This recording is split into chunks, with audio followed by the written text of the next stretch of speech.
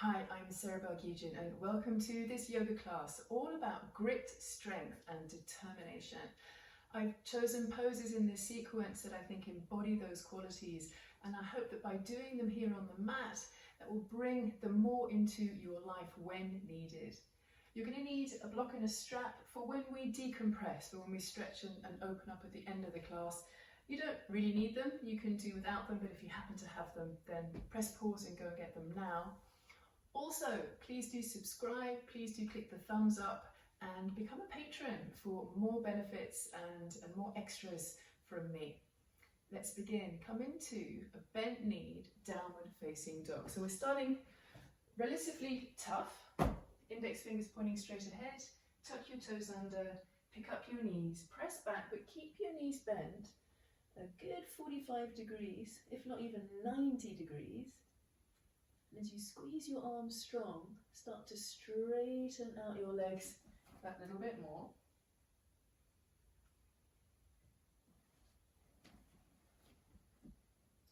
And as you squeeze your arms strong, start to straighten out your legs that little bit more. And then from here, drop both of your heels to the left. We're going to work a lot on core strength. Not just in standing poses, but seated as well. And we'll be doing some nice big back bends from a supine position, and also pick up your heels from a prone position, lying down. All poses that need a little bit of strength, but please do modify. I'll give you modifications as you go through. Make sure that you drop your heels over to the other side. And pick up your heels, come into a normal downward facing dog, and then come forward into plank. Bring your knees down to the floor. Bring down your right elbow, then your left elbow, and pick up both of your knees at the same time.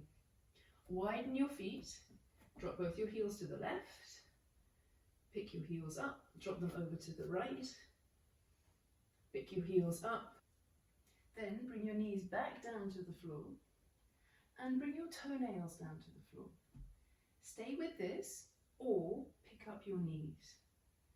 So the tops of your feet are on the floor here, quite interesting, right? Squeeze your legs really strongly. 3, 2, 1.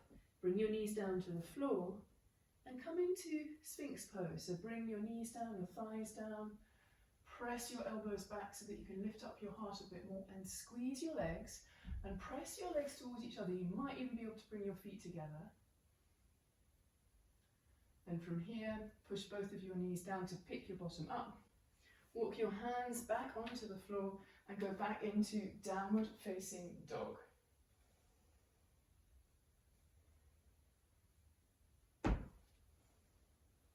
Bring your 2 feet together and raise your right leg up behind you. Then bring your right knee towards your left nostril, so you're crossing it in a diagonal way underneath your belly. See if you can bring the knee and foot higher. Go back to 3-legged dog.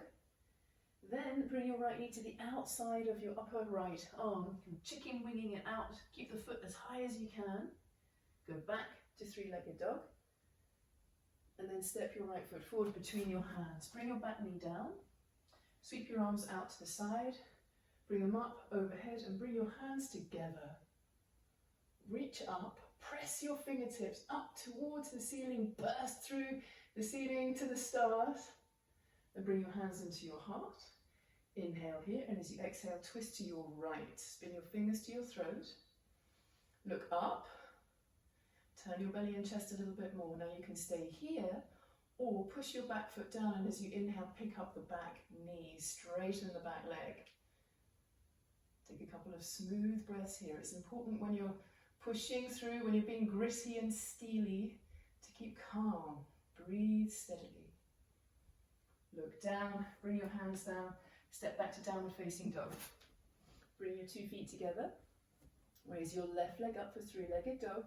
Try and have the kneecap pointing down. Bring your knee towards your right nostril, as if you were going to close your nostril with your knee. Round your back, push the floor with your hands.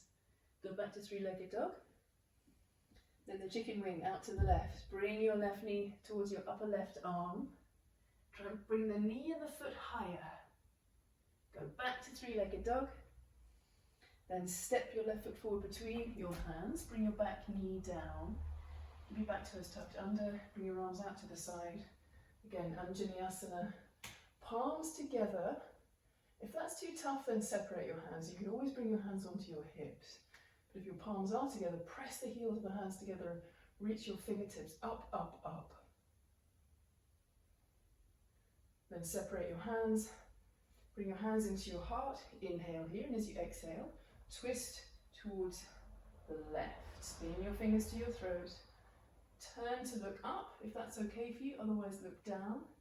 Turn a little bit more. Push the back foot down. Squeeze in the left buttock.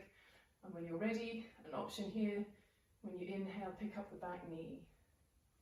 And straighten it as much as you can and push that back heel away from you. Then look down, release your hands, go back to downward facing dog. Rest back. Now bring your knees down to the floor.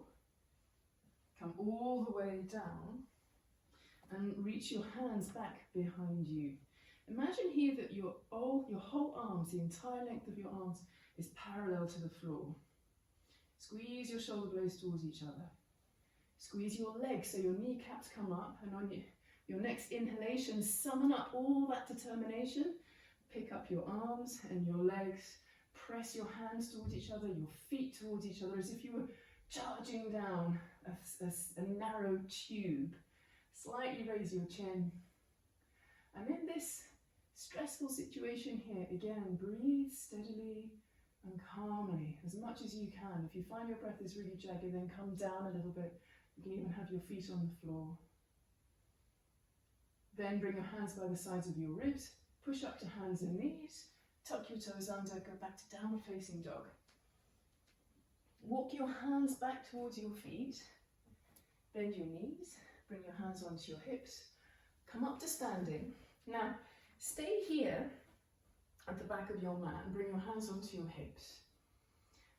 Turn your inner knee out, bring your leg up so that you come into tree pose. Then reach your arms wide as if your arms were in Warrior Two.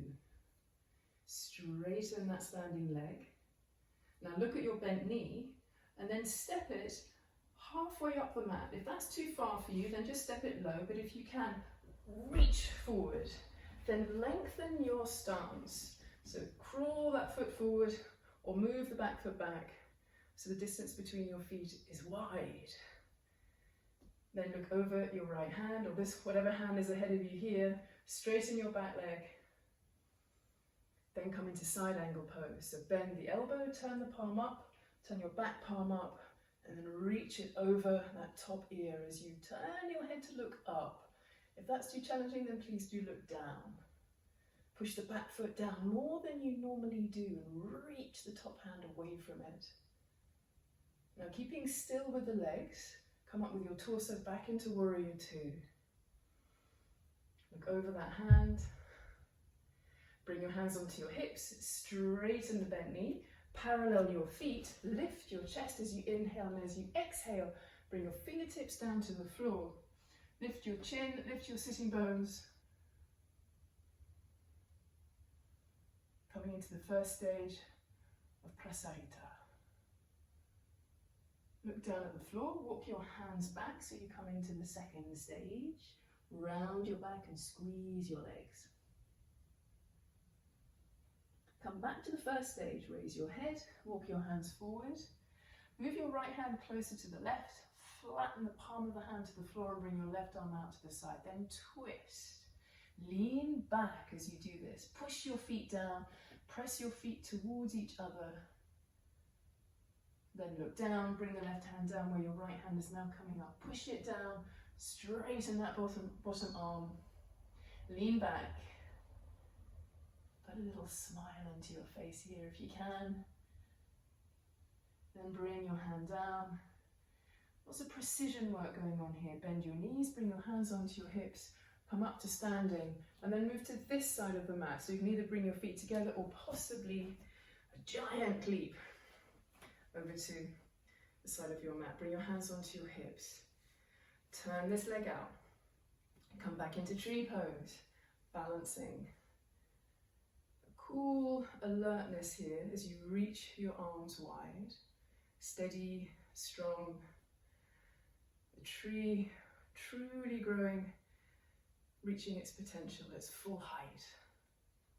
Try and keep your arms like this. Look at the bent knee. Take the foot away, bend the standing leg, and then step with determination and conviction. Come into your warrior two. Adjust the stance. Heel to heel is nice, especially if you're female and your hips are a little bit wider.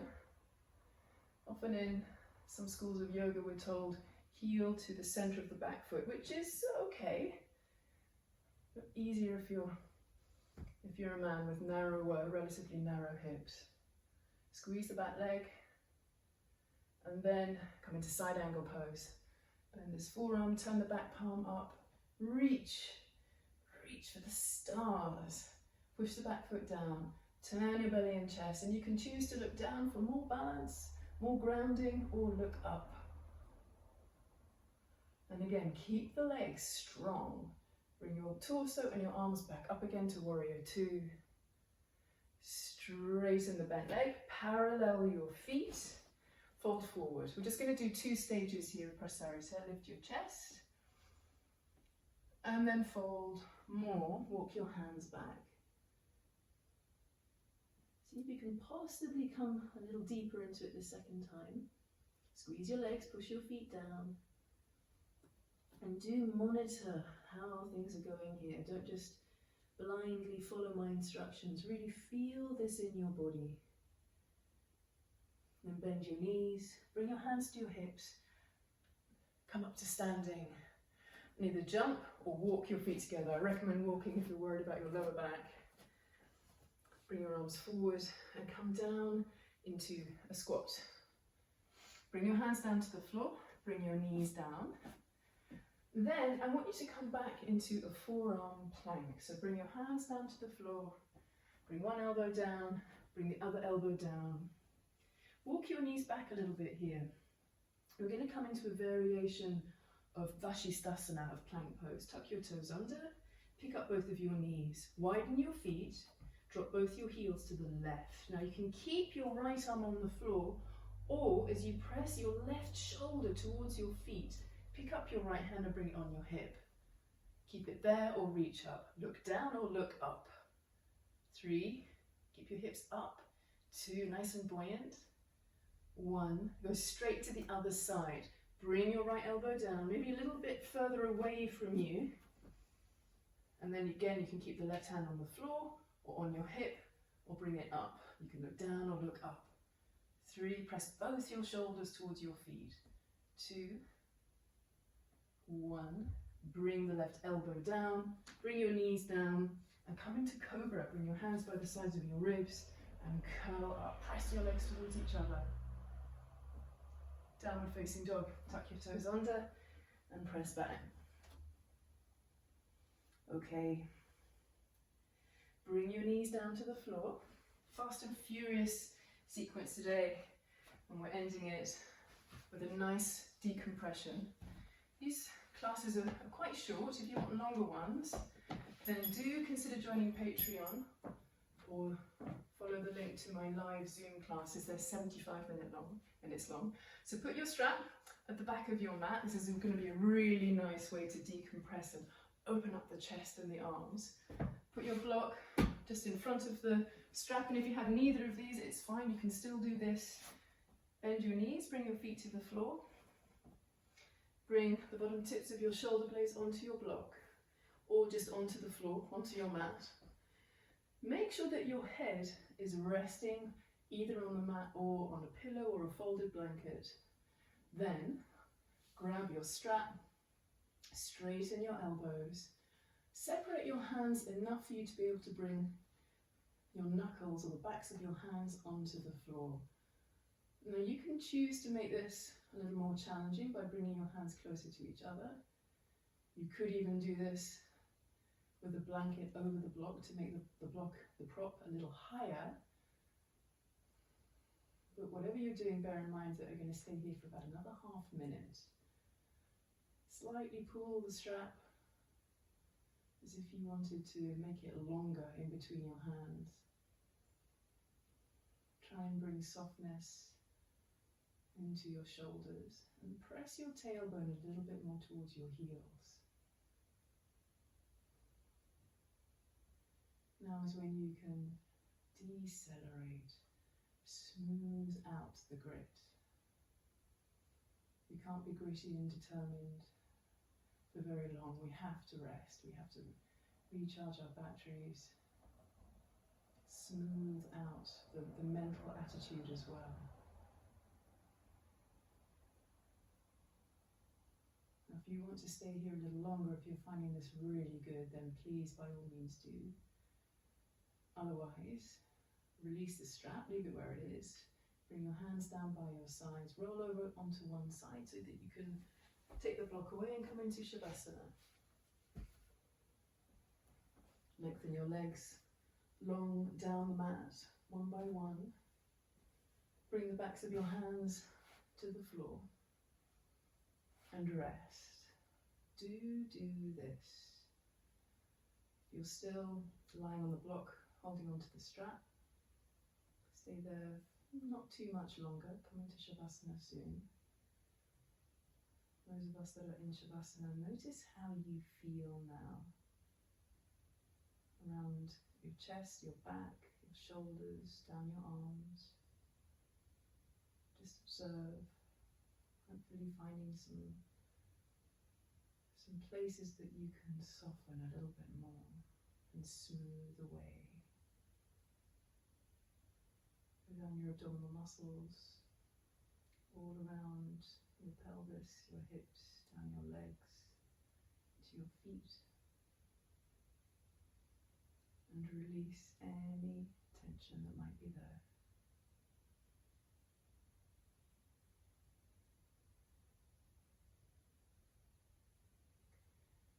And again, you can stay here for as long as you like, or bend your knees one leg at a time, roll over onto your right side, pause for a moment here, keep your eyes closed, and press down with your left hand, then your right hand to push yourself up to sit. Sit tall. Confidence, courage, grit, but also some smoothness. Soften up the edges. Lower your chin so that it touches your fingertips. Release your hands and bring your palms down onto your legs. Lift your chin and open your eyes. Namaste. Well done. Take care.